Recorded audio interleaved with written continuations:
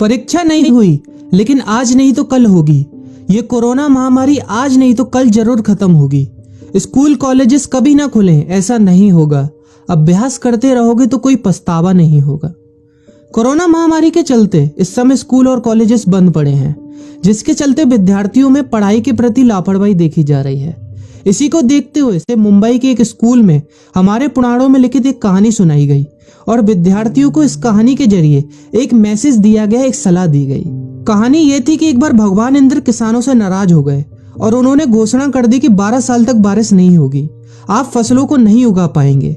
भगवान इंद्र से किसानों ने विनम्रता पूर्वक विनती की।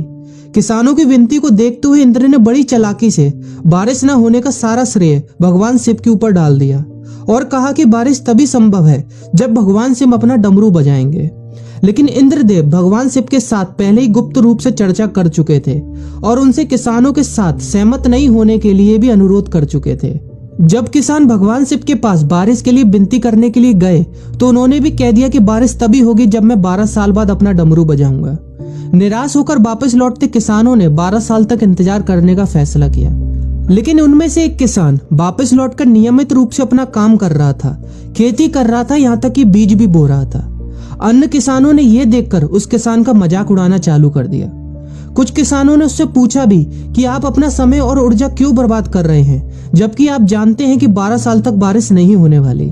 उस किसान ने जवाब दिया कि मुझे पता है कि बारिश के बिना मेरी फसल नहीं आएगी, लेकिन मैं ये सब केवल अभ्यास के रूप में कर रहा हूँ। 12 साल बाद मैं फसलों को उगाने और खेतों में काम करने की प्रतिक्रिया को भूल जाऊंगा। शरीर की काम करने की आदत छूट जाएगी और शरीर आलस का शिकार हो जाएगा।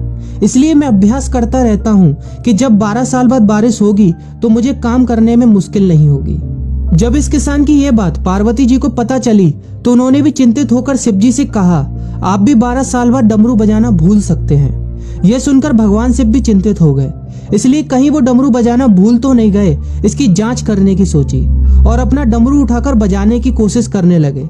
कोशिश करते हुए जैसे ही डमरू से आवाज आई वैसी बारिश होने लगी और जो किसान नियमित रूप से अपना काम कर रहा था उस किसान का खेत फसलों से हरा भरा हो गया। लेकिन बाकी सभी बारिश का इंतजार करते किसानों को पछतावा हुआ, क्योंकि उन्होंने अभ्यास करना भी छोड़ दिया था। इसी तरह 2 सप्ताह बाद, 2 महीने बाद या 2 साल बाद लॉकडाउन समाप्त हो जाएगा।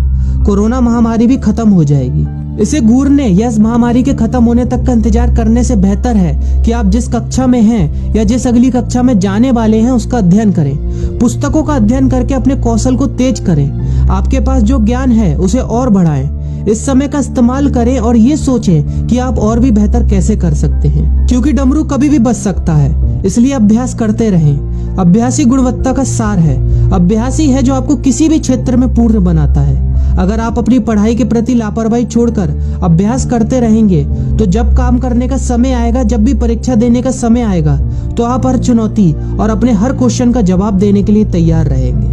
अपना ध्यान रखें और अपनों का ख्याल रखें, क्योंकि कोरोना भी गया नहीं है। घर पर ही रहने की कोशिश करें ताकि आप भी और अन्य भी सुरक्षित रहें और नियमित रूप से अभ्यास करते रहें, क्योंकि डमरू कभी भी बच सकता है। वीडियो अच्छी लगी हो तो वीडियो को लाइक और अपने फ्रेंड्स के साथ शेयर करना मत भूलिए।